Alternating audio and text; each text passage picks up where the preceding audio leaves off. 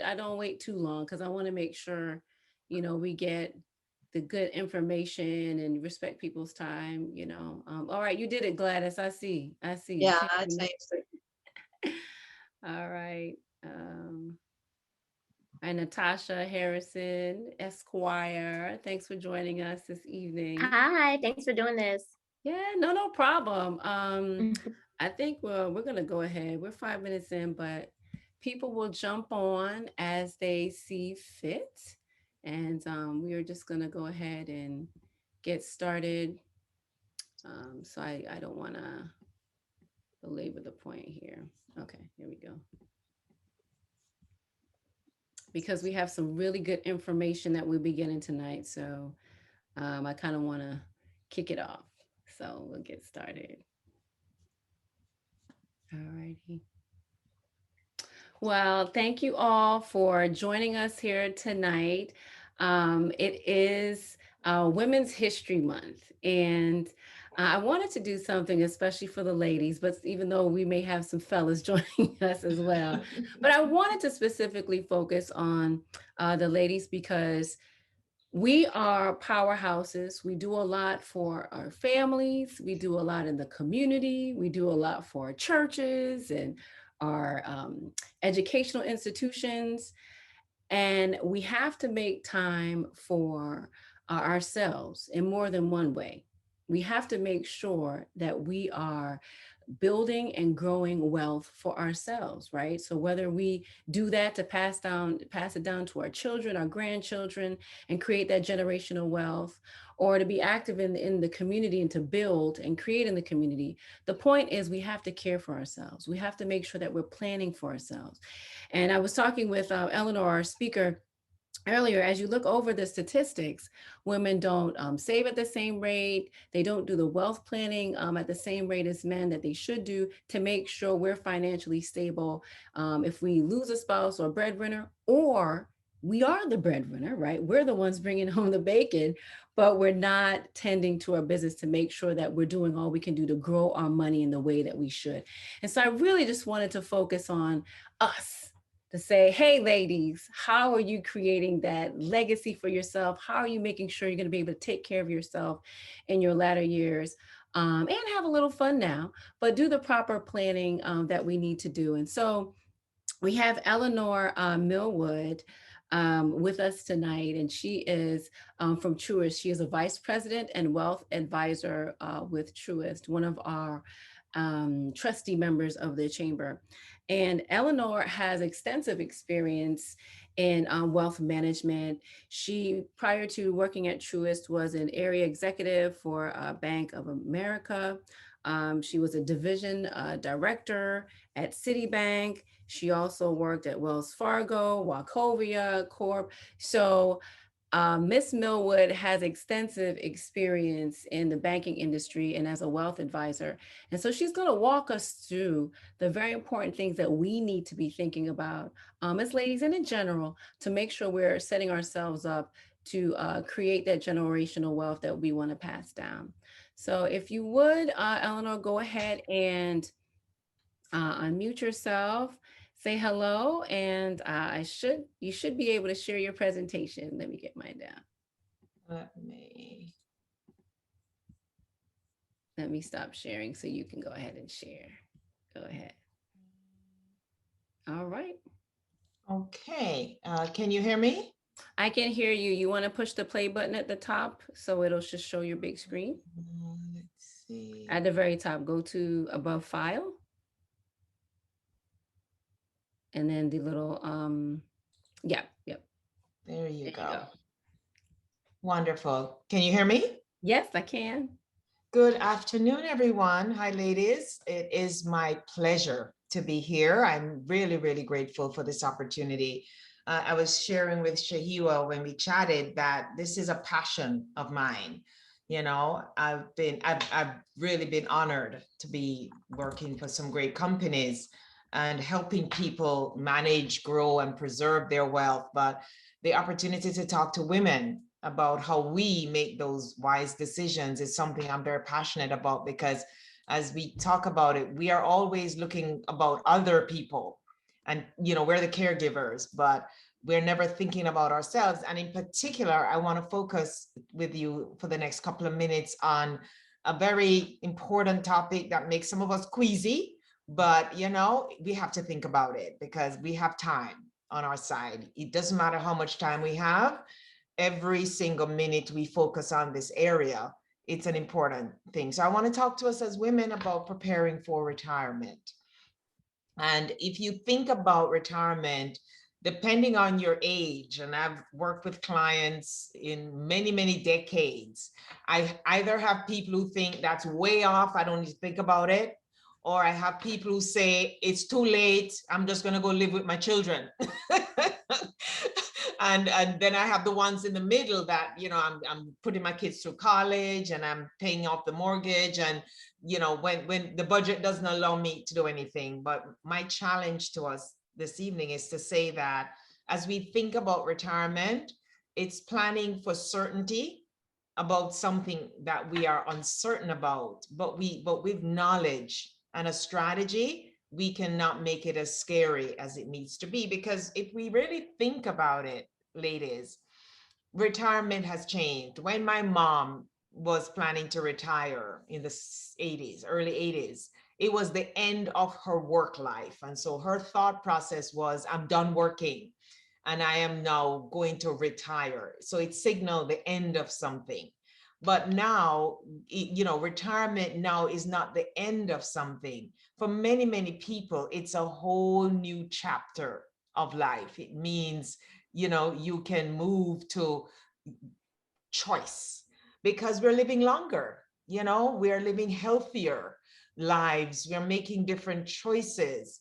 The way we fund our lifestyle in retirement nowadays is so many options to do that.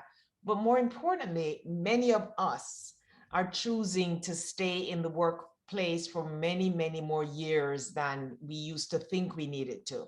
And so when we think of retirement, it really gives us the opportunity to make some choices about what our lives will look like when we are no longer working nine to five, air quotes. So we can volunteer in retirement. We can, experience the bucket list of the travel we wanted to do. And some of us are going to say, I want to turn that passion project into a second career. And so one of the reasons why I want to challenge us to think about planning for retirement and our income in retirement is that on average, ladies, we live longer than men. Those of us who may be in unions of whatever kind, we often survive male partners for 10 years or more. And even when we look at the projections that the Social Security Administration puts out, a third of women outlive those projections, and 9 out of 10 of us at some point in our lives are going to be solely responsible for our financial well-being. And of course, we know that 62% of us who, if we get to be 50 years or older, we are financially supporting family members. I was honored to care for my own mother for the last 10 years of her life before she passed away. And I was her sole means of support. It was an honor for me to do so. And I am grateful I was able to do so. But a lot of us find ourselves in that position without a plan, and it can change the quality of our life if that happens to us without a plan. As we think about retirement, whatever it looks like, we can think about it in 3 phases because we have to plan for those 3 phases. The early phase is when we've just, finished with the job and we are excited and celebrating our freedom. So we do the things we want to do. We travel, we may, take up a new course, we volunteer, we may finally begin to do that yoga class we never had time for. And some of us are even adventuresome enough to start a business. But then we get to the middle phase of our retirement and we kind of say, you know what? I still don't want the intensity of working all the time. So now we focus more on relaxation, time with friends and family, visiting and doing things and volunteering. But then we get to the late stage of retirement. If we're blessed with long life, this is the point at which we are in the final years of our life and we're beginning to have issues of our health, or we need help with the activities of our daily life. And so we are looking at care in our homes or in assisted facilities, and time with our friends and our family members. And so as we contemplate preparing for our retirement, we need to make sure that we have incomes that can take care of three basic things. Firstly, the things we need foundationally: where we live, providing for our housing or medical care, the quality of daily life. Then we also need to be able to support the things that we want, the nice things, travel, entertainment, and taking care of our children and grandchildren. And lastly, what we wish for, which all of us do, is we would like to leave a legacy. Whatever it looks like, we would like to make sure, if we can, that the next generation, we help them possibly in ways that we did not get help. And so a retirement income plan is where we get some answers. And don't panic, ladies. I don't want everybody to think, oh my God, I don't know what that could look like and I don't have a spare dime. It's about the plan. Focus on the plan and not so much as the income. And so here are a couple of questions that we should think about as we make a retirement income plan. One, have I saved enough? Am I invested in a way that will help my savings to last as long as my life? And what kind of spending can I do from whatever I save when I retire so that I will keep on track with whatever my goals are for my life? And so as we think about a plan for a retirement income, there are 6 factors that I want to call our attention to, and invite us to take some notes, because I'm happy to answer any questions with the time we have at the end of this presentation. And so the first thing we need to think about as we are making a retirement income plan is, how long does our money need to last? We don't know. Some of us are blessed with long life. And so we need to make sure that our plan is one where our money will last as long as our life. What about inflation? We want to maintain our purchasing power, so we have to plan for inflation. Market volatility, which means any money invested in the stock market, whatever investment choices we make, from very safe and conservative to very aggressive and risky, whatever we're comfortable with, we have to be protected during retirement from market fluctuations, because usually when you retire, you have accumulated and you cannot afford to lose this money, but you want to make sure it lasts as long as you need it to. So you have to have a plan around that. We also have to think about interest rates. What impact will interest rates have on our investments? And then, of course, there is always going to be unexpected things that happen during retirement. The second factor that we need to think about in our retirement income plan is Social Security. As we know, Social Security was part of President Roosevelt's New Deal, and the goal was to make sure no American slipped into poverty during retirement. And of course, Social Security is now a hot button issue. Will it last? Will it be enough? It's not enough, but as we think about it, it is here. It is a safety net. It is a baseline for every retiree over 62. And so we want to think about Social Security in our retirement income plan. What age should we start taking Social Security? That can have an impact on how much you have. If we're married, how do we maximize the benefits of both of ourselves and our spouse? If we lose our spouse, how do we draw the benefits that a surviving spouse can draw? And how do we do that in the best possible way.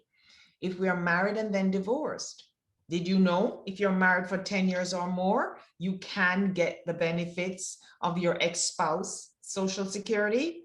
A lot of people don't know that. When you think about Social Security and taking it, it has an impact on your taxes, how much you are making, how much you take, and more importantly, if you're young and vibrant and have a lot to offer when you choose to retire from your main employment, what impact can continuing to work have on your Social Security benefits? Those are things we have to think about. And then when we think about the quality of our life in retirement, then our ability to spend, there are things we need to think about. So there are some factors that we can control with respect to our spending. We can look at how much we want to spend in relation to how much we should spend. We can think about when we are pulling our retirement income from, say, a 401k or an IRA, do we take income once a month or twice a month? That has an impact on how long it will last. What is the allocation of our investments? Do we know if our investments are properly allocated with respect to how comfortable we are with risk in relation to how we need to invest it so that it can continue to grow and outpace inflation? With respect to our spending in our retirement, when should we retire? That has an impact. Should we work longer to save more, or should we retire now because it's about the quality of life we want to live? As we said earlier, when do we take Social Security? And if our desire is to leave a legacy, how does that affect how much we spend during our retirement? But in addition to the controllable factors, here are some things that could have an impact on your ability to spend in retirement, but we don't have control. So we need to plan for these things. We may have to care for an aging parent, as I shared. And of course, this second one, possibly some of us on this call have experienced it. One of the impacts of COVID, and even before COVID, there was a phenomenon of adult children moving back home because impact of life or job loss, wanting to quarantine with us during COVID. But that can have an impact if you're a retired parent on an income, adult children moving back home. That's something that could affect your ability to spend. You get divorced. It happens, you lose a spouse or partner, as I shared earlier. Most women, unfortunately, will outlive their spouse. Mm-hmm. As women, we ourselves could become victims of illness or disability. It really broke my heart when a client of mine shared with me a month ago that she got a serious medical diagnosis that she wasn't planning for. She was planning to, travel and looking forward to the end of COVID. And now she's having to focus on really a chronic illness that she did not think about, or some other catastrophic event. You could be a retiree, you started your business, and then can you imagine COVID happens? What happens then if that was your plan during retirement? Here are a couple of statistics for us to think about as we think about retirement income and how does that income need to be allocated. The bulk of that, unfortunately, if you are over a certain income level, we do have to pay taxes. We have to think about food and transportation, travel and entertainment, that's discretionary. Housing and utilities, that's not. Some people during retirement, they continue to save if they can because the goal is for the money to last. And then, of course, healthcare is important. And sometimes we help with tuition and childcare for children and grandchildren. But the other factor to consider in terms of your retirement income plan, how do we cover healthcare costs? Here are some numbers that will look frightening on the page, and I want to move on quickly so you don't panic. But the cost of healthcare during retirement can be significant. And so we need to plan for that and make sure that we can cover these costs. And you can cover a lot of these costs, not necessarily from retirement income, but while you are planning to retire, you can put plans in place just to cover these costs. And those are some things that we can think about and include in our planning. And of course, we have to have a thoughtful approach to taxes, because when we are retired, we do not want taxes to eat away at the income we have if we can plan for it. So how we time and how we take distributions from tax qualified accounts is important. If we have savings for retirement that are not in a tax qualified account, how do we take money out of those accounts to optimize taxes? And of course, how we allocate our savings can have an impact on the taxes we pay. When we think about our estate planning, what happens to our stuff? We want to pass money on without it being, eaten away at with taxes. And if we are able to make charitable donations, that can be a piece of our planning for taxation. But the most important thing I would say is work with a financial advisor or an attorney with a specialty in taxation, so that as you think about your retirement income plan, you have a really good strategy in place. And it's not just for people with a lot of money. Anybody with retirement savings of any dollar figure, you should have a conversation about how do you ensure that when you begin pulling this money for your living expenses in retirement, you are optimizing how much of that money goes for taxes. And then finally, as a wealth advisor, I am so passionate about legacy planning because most people just don't want to think about it. We figure it's going to happen. I don't want to think about my demise. But if there's one thing I want us all to take away from this conversation today, ladies, planning for your legacy, meaning what happens when I am not around, it is the best thing you can do for the people you love. Because if we put our heads in the sand and say, I don't want to focus on the end of my life, when we are removed from this life, we leave behind a disaster, a nuclear disaster for people we love, unless we take the time when we are calm, healthy, and in our right mind to sit down with an attorney or a financial advisor and just literally look at the following things. How do I want my estate handled? What do I want to happen to my stuff?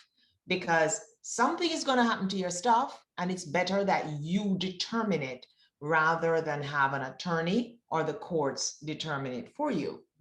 Do you have charitable organizations or causes that you care about? My mom, I lost her in 2018, and she, Parkinson's took my mom. And so the Parkinson's Foundation is something that I'm passionate about, and many of us might have causes that we have a connection to for some reason. So as we think about what happens to our stuff at the end of our lives, that's something to think about.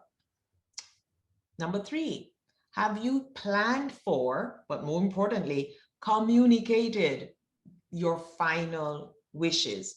What do you want to happen? My mom, I'm from Jamaica. You can tell from my accent, I hope. And my father passed away 32 years ago. And there was a spot beside him in Jamaica waiting for my mother. And she made it clear to me she wanted to be taken home and to be laid to rest beside her husband. And I had to say to her 10 years ago, Mom, you cannot just tell me. You have to write it down, because I'm the eldest of 6 and everybody has a strong personality and I am not going to argue with them. So we're going to write it down. And so she did. And she documented very clearly where she wanted her service to be held. She even put down in writing who should do what. But more importantly, she made it clear in writing, I wish to be taken home and laid to rest beside my husband. And so I was able to carry out her wishes without my siblings saying, you mean if I want to visit my mother's grave, I have to get on a plane? And my answer was, yes, you do, because that was her wish. Don't be mad at me. So it's important. And then lastly, do you have all the important legal documents in place so that your values, wishes, and desires are carried out, not just carried out, but carried out by the person you wish to carry out your wishes? So planning for your legacy is first of all planning for your legacy, and then you can plan for others that you want to take care of. So having listened to the thoughts and ideas that I have shared, what are some concrete steps that I would challenge us all to take? Number one, thinking about planning for your retirement, whether it's in 5 years, 10 years, 20 years, or you are one of those people who say, I'm never going to retire. I'm just going to put my head down on my desk and not open my eye. But still, have a conversation with your spouse or partner. What would you like your life to look like when you either want to slow down and or when you are no longer with us? Have a picture of your retirement. Discuss that with your partner or spouse. Make sure you are on the same page. Where do you want to live? What do you want it to look like? Are you going to continue to work part-time, or do you not want to work at all? Have a conversation. What do we want retirement to look like? And then look at your needs, your wants, and your wishes, and write those down, because the amount of retirement income that you need to plan and work towards will be impacted by your needs, the things of your life, your wants, what are the nice to do's, what's on your bucket list, and your wishes. What would you like to leave behind? And then take some notes and be prepared to have that meeting with your financial advisor or your attorney. Look at the cost of your life, have a budget. Look at the sources of your income. Is it all from my job? Will I have a pension? Will it all be my 401k? Understand your social security and your healthcare options. Are you a member of a company that allows retirees to have healthcare? Or do you have to, your spouse may work longer than you in retirement, will you be on your spouse's healthcare, or do you have to go on the open marketplace? Do you understand how your investments are being managed? Do you Have you looked at those controllable and uncontrollable factors we discussed? Track your progress, meaning if you have not put a retirement income plan in place, don't panic. Just have a strategy to begin to put one in place, like now, and then track your progress regularly. Because at the end of the day, as women, we are empowered and can have a rewarding retirement and income that lasts for our life if we make a plan. And so I'll share my contact information. I did let Shahiwa know I'm happy to answer some questions now, but also I'm happy to answer a few questions after we have finished with this conversation, as much as my time allows. And that's all I have, Shahiwa. Okay. Okay, great. Thank you so much, Eleanor, for your presentation. That's very informative. And Oh, I well, go ahead. apologize, Mr. Gellin. I said ladies, ladies, ladies. I did not acknowledge you at all. I apologize. I do. I'm He's so okay. sorry. He's okay. So we can open it up for questions. If anyone has a question, go ahead and unmute yourself and ask Eleanor a question. Um, she's here. I will mention this, as I did mention when we advertise the event, as well as in the chat. Eleanor typically works with, and correct me if I'm getting this wrong, Eleanor, with individuals who have, is it 1 million in assets or 1 million to invest? What is the caveat? 1 million to invest, a Okay. million or more to invest. Okay. But what is lovely is that she has agreed to do a free consultation with anybody who's attended the event tonight, as well as a, wealth assessment to, kind of go over what your, answer questions, etc., that you can't personally ask here in this setting. So she was kind enough to offer that to everyone who attended tonight. Because I think a lot of times, obviously we think, oh, it's going to cost a lot of money to get this or that, information. And so we may procrastinate or not do it, but Eleanor is going to do it for free. So we thank you, Eleanor, for that. And My I've been, pleasure, my thank you. I've been absolute collecting pleasure. information all night, and I will get you a list. So everybody, yay for Eleanor for this free. So My pleasure. we can get to the point where I come in and I write that $1 million. Hey, I have $1 million to I invest. know, and believe me, the journey of 1,000 miles begins with one step. So There it's you about starting. Don't panic. Just Exactly. start. Exactly. So does anyone have any questions? Or I'll ask my question first. Don't be shy. I'll start with a question. Go So ahead. the IRS allows you to save, I believe, a maximum of $19,500 in a 401k or 403b plan pre-tax. But a lot of employers don't pay their employees enough for them to save pre-tax. How do you determine what is the best amount to save in a 401k or 403b when you have other expenses like mortgage and car notes? So how do you balance that? Trying to lower your taxable income by maximizing your 401k, but at the same time trying to deal with the reality of having cash on hand for emergencies and having enough of a wage after you set aside pre-tax income. A great question, Mike. And you've said a mouthful because there's a lot there. Number one, the 401k is free money. I say that to every client.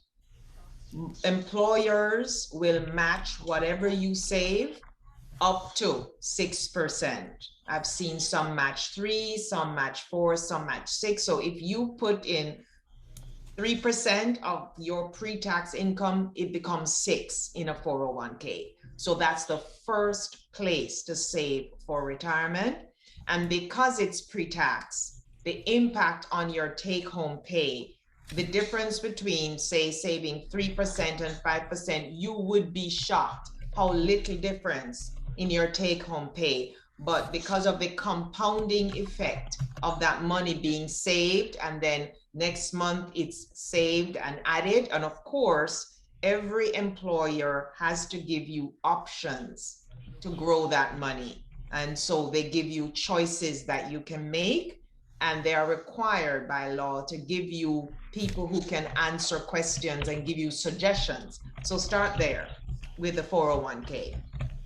Secondly, as you say, after the 401k, Mike, yes, we have to have bills, we have to live, but remember, planning for life, a financial strategy is pay yourself first, because none of the things in life are going to matter if you have nothing put aside. If any of life's emergencies are going to wipe you out, then you are not going to be better off than if you say, I'm going to put aside my 2 or 3%, which becomes 4 or 6.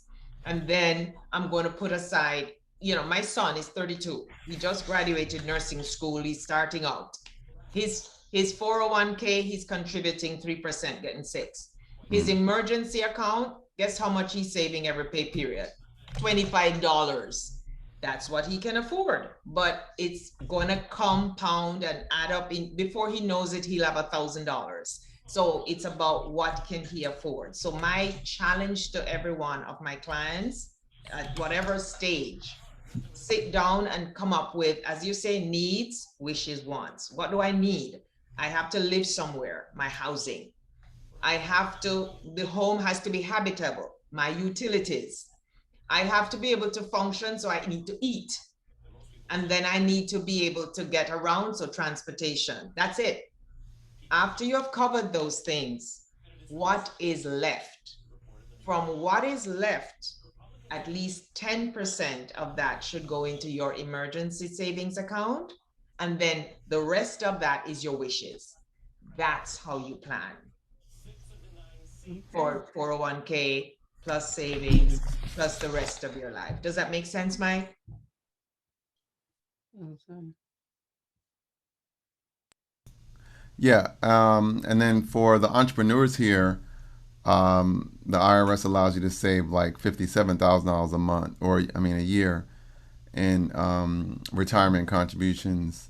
But again, a lot of small businesses, particularly small Black businesses, aren't making the kind of revenue, Yes. but they still need to make a plan to save and try to maximize those, because you can essentially save almost $60,000 pre-tax. Absolutely. The key thing is, as I said, needs, wishes, and wants works for owners of businesses as against individuals. So cover your needs. So for a business owner, it is the location, it is the salaries, right? And supplies, needs. Then after that, then you say how much, 10%. That's my magic number. Put that away into a Sep IRA or a simple IRA as a business owner. And then from the rest of it, then you can decide how you're going. Because I say to a lot of business owner clients, and even the ones who I deal with 25 million in revenue, if ever you really want to reinvest in your business to make it grow, but you have to pay yourself as well. Because if the business is your biggest asset and you're plowing everything into the business and the business falls away, you have lost everything. But if, in addition to running your business, you also are putting money aside at the same time, you have to have a strategy as a business owner. If it's $100 every month, as a business owner, take some money and put it on the side. It's critical that you do that, because I've seen so many business owners plow their life savings into a business, put in their sweat equity, work really, really hard. The business goes under and they have nothing to show. The first dollar you make as a business owner, put $10 in an account in your name and spend the 90 on running the business. It has to be two parallel tracks. Run my business, pay myself, not I'll pay myself when, or I'm going to get the business to this point and then no. Run my business, pay myself. It has to be a parallel track at the same time. And so I'll ask this, Eleanor, for the business owners who want to set up like a retirement fund. That's a SEP fund. Is that what that is? And It's they a can. SEP, SEP. It's called a SEP Mhm. IRA. Okay.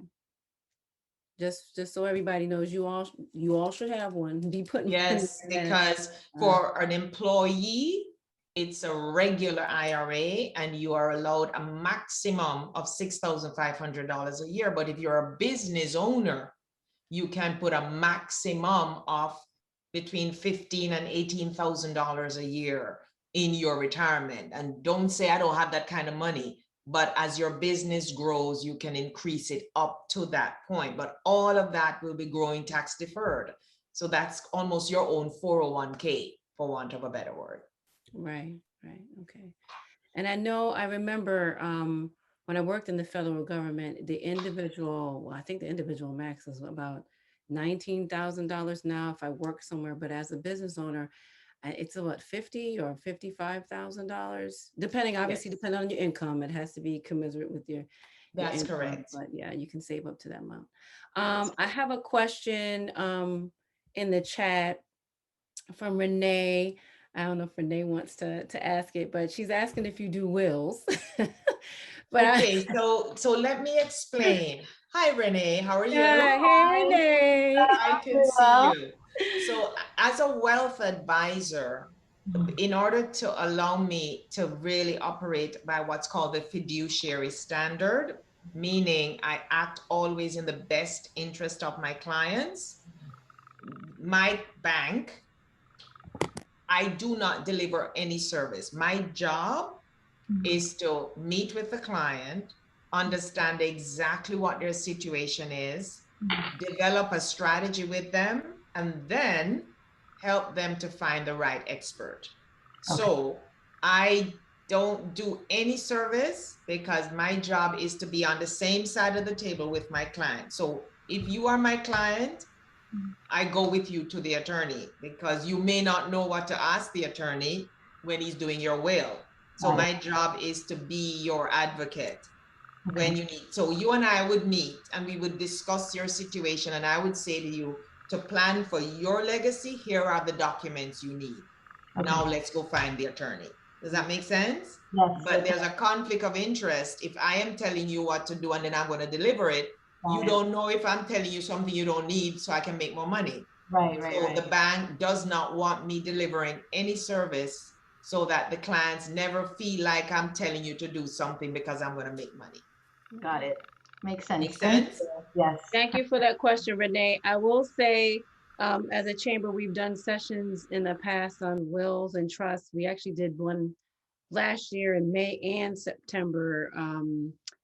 During Life Insurance Awareness Month, we talked about wills as well. So we have an attorney, a very seasoned attorney that does wills, trusts, and estate planning in the chamber. And I can drop her information in the chat. Please. And for Yeah. everybody on this call, if you're over 21, I'm begging you on my knees. I just had the most heartbreaking meeting with a family 2 days ago. I cannot tell you how passionate I am about. If you think you have nothing, you go die and you'll be shocked at how much you have the minute your eyes are closed and how complicated it gets because a will is critical. Who gets my stuff? What happens to it? And the minute you start writing stuff down, if I were not here, what would happen? It shocks you how much complication you can leave behind. One of my clients, she had a business in 5 countries. She was the driver of the business, amazing business. Her 2 children grew up in the business, learned the business. Her husband was in charge of manufacturing. She was the rainmaker. She passed away, nothing written down. And now the children, the husband found a new girlfriend who is now in the business, and the children are distraught because this is their mom's business. Nothing was written down. Wow. Anywhere. Yeah. And that's why we emphasize, obviously we have a lot of events geared towards strictly business topics, but, we have to bring these types of topics in for the business owner on the personal side to make sure that, as you build your business, you're taking care of your personal, Please do. Please do. Please do. business as well. So the attorney is Kristen Goss. She's experienced, I've been able to refer her out to quite a few people, and I hear nothing but rave reviews. So I'm putting her information in the chat right now so you can reach out to Kristen. She's great. There was another question, or if anyone has a question, go ahead and unmute yourself and ask. I just want to remind everyone, because there were some people that hopped on later, that Eleanor is, so kind enough to say she will sit down with everybody who attended and do a free consultation and wealth assessment for those who have attended this event tonight. So please put your phone number and email address in the chat so I can pass that on to her. For my non-members, for my members, I have your information. But if you're not a member, please drop it in the chat, and I will pass it on to Eleanor so she can talk with you. Okay. And Rashida, yeah, I see that you're asking about an attorney who would be willing to assist in completing a will, and that's Kristen's information is in the chat. Okay. Actually, I was asking if I already have an attorney, would Eleanor be willing to assist me in completing? Sorry, Shahio. No, that's okay. So if you're saying you have an attorney, Rashida? Yes. So you would want help in completing what? Tell me. in my will. So I know you said I wouldn't know personally the questions that need to be answered or placed in that will. And it would be probably best practice to have both an advisor and the attorney present when putting that down on paper to make sure all aspects are covered. So I Right. guess that's my concern. Well, not my concern. My question is, would you facilitate that if I already have an attorney? Sure. We could talk offline. And Yeah. again, big disclaimer, I am not an attorney. I'm not giving you legal advice, but based on your circumstances, I will Mhm. give you a series of questions to ask the Yeah. attorney. Exactly. Perfect. Yeah. Thank And, you. and Rashida, you can make that a part of your conversation with Eleanor when you have your But yes, That's exactly what I was thinking. happy to help. Happy to help. All right, Gladys, you got a question, Gladys or Natasha? Anybody? Maggie just jumped on with us. I do have a question about 401ks. I understand the benefit when you're working for someone where they're going to be matching or contributing anything towards the 401k, but what about when you are self-employed or you have your own business and that's not the scenario? Right. For a business owner, you are you have three choices really. You can set up what is called a SEP, S-E-P, a SEP IRA. It's a simplified employment plan, but it's SEP, S-E-P IRA, and you are allowed to put up to, I think, the 25% of your revenues or 50,000, whichever is lower. Let me check that, and I can share that with Shahiwa to share with everyone. So you can put aside money pre-tax once a year from the earnings you make from your revenue. It's a percentage of your revenue. You can put it into a qualified account, meaning it goes in and it grows tax deferred. So you can set up your own SEP IRA. Another product that some business owners have used is what's called a LIRP, a life insurance retirement plan, where you buy a life insurance policy. The death benefit is small, but you can put money into that policy, and that portion that goes into the policy, it grows tax deferred. And because it's inside a life insurance policy, when you retire and start taking the money out, you don't pay taxes then either. So that's another strategy that some business owners have used over funding a life insurance policy. Now, both the SEP and the life insurance policy are as good as the strength of the insurance company you are investing it with, or how you structure your retirement savings. So those are the two things that are available to business owners to save for retirement. Okay, thank you. You are welcome. Thank you, Natasha. Good to see you. Anybody else have a question before we wrap up? And when you said LURE, is that L-U-R-E? L for life, I for insurance, R for retirement, P for plan. It's a LIRP. LURP. Okay. L-I-R-P. L-I-R-P. Yeah. Got it. And then my last question, sorry, Shahia, I know you're trying to. Go ahead. Go ahead. This is for you guys. Go ahead. My last question was, who can I set up a SEP IRA with? Can it be with any bank or any retirement planning company? I would start with a bank first, Rashida, because most investment companies, they want a minimum of $100,000 before they will manage the assets in your SEP IRA. But if you walk into any bank and say, I'm a business owner and I want to set up a SEP IRA, they will open one.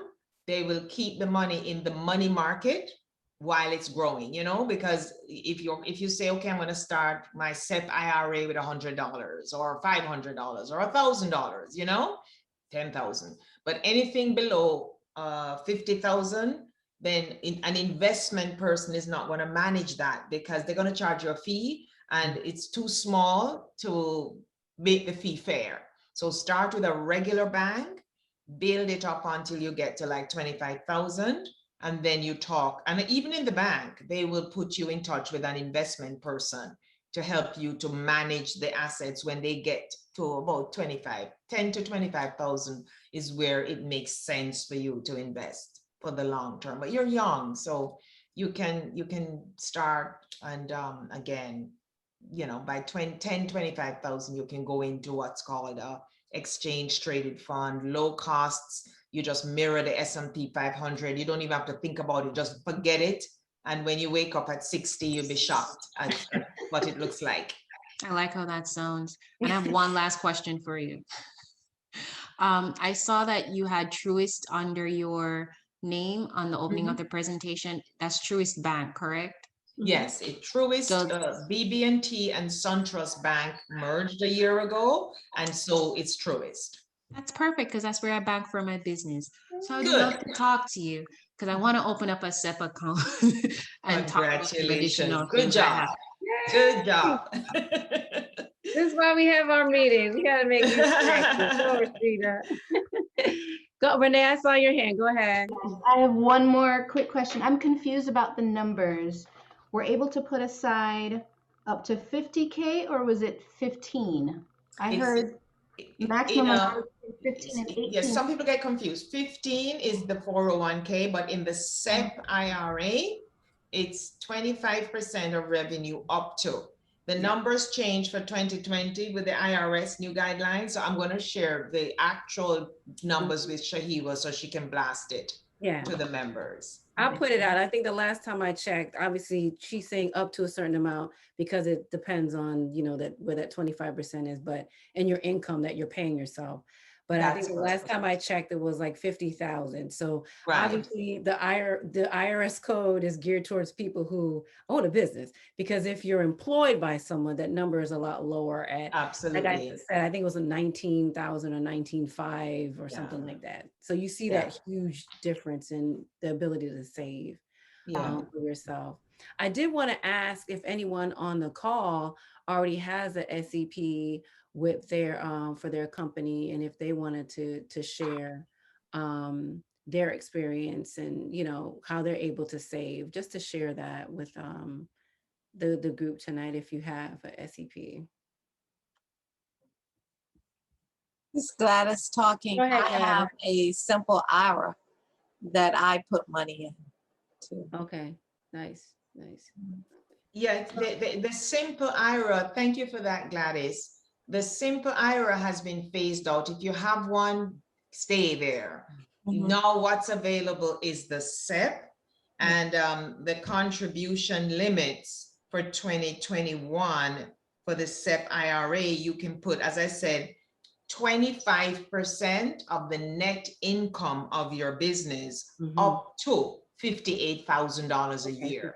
So that's it. Whatever your business net income is, you can put 25% of that into a SEP IRA. And the maximum is $58,000 for 2021. Those are the new IRS limits. Nice. Yeah. Very nice. Okay. Very nice.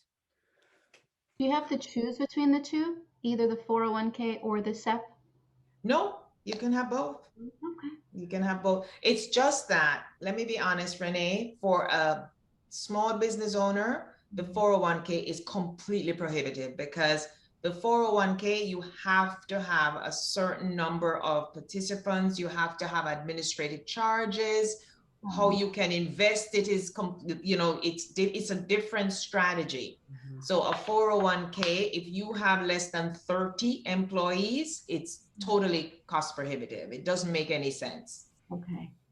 For a 401k, and even in a company, if you even have 30 employees, unless a certain percentage of employees participate, again, it doesn't make any sense, So a SEP IRA is the better strategy for a small business owner.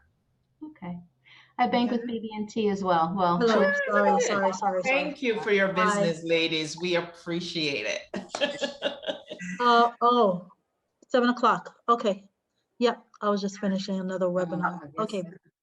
So, and I will say we have one for our company, and it's nice because, the cumbersome restrictions that Eleanor is talking about with the SEP, it's kind of like having your own personal, obviously set up in the business name, the corporate name, but it's like having your own personal, brokerage account where you select your stocks or whatever. So you have more control over how that Absolutely. money is invested. So it's nice to have. And if you can do it, definitely, because that's, you're replacing whatever 401k you would have had somewhere else with this SEP for yourself and your future and your legacy and your saving in your private personal business. Absolutely. And again, ladies, please, and ladies and Mike, please don't ever think you have to have $100,000 to do anything.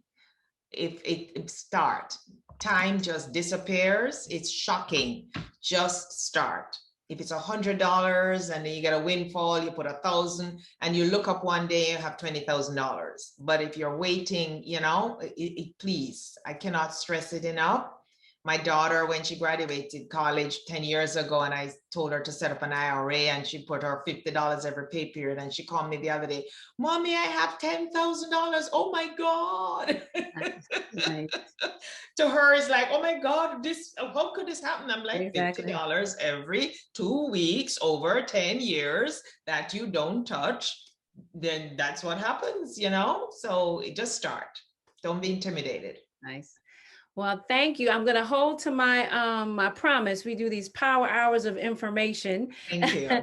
And so I want to thank Eleanor for her time, for her insight, and for her guidance tonight. I really want to do more of these. And if you guys are really interested in maybe doing some kind of, I have all these ideas, right? So if you're really interested in doing some kind of periodic financial powwow, as a chamber, as women, or whatever, let me know, because I just think that personally that's a topic that's important, not only for women but just for our community, to make sure we're building wealth in the way that we should, and we're focused on that, and even bringing it larger to life, then you're focusing personally, but then making those connections to kind of maybe invest in a group setting, with others on a larger scale. So once again, thank you, Eleanor, for being here and agreeing to do the assessments. I'll send you the list, and thank you all for being here tonight to join us for our Women in Wealth program tonight. And I will follow up with each one of you. Eleanor will get your information and she'll follow up with you. And we do have one other event you'll see us blasting about. We have a Woman in Leadership event with the new CEO of Career Source Broward. I know a lot of people didn't know it's a sister, and so I kind of want to spread the spotlight on her and her rise to that position and her plan and vision for that organization. So thank you all again. Look out for that event, and I'll see you next time. Have a good night. Thank you. Good night. Good seeing everybody. Bye. Bye.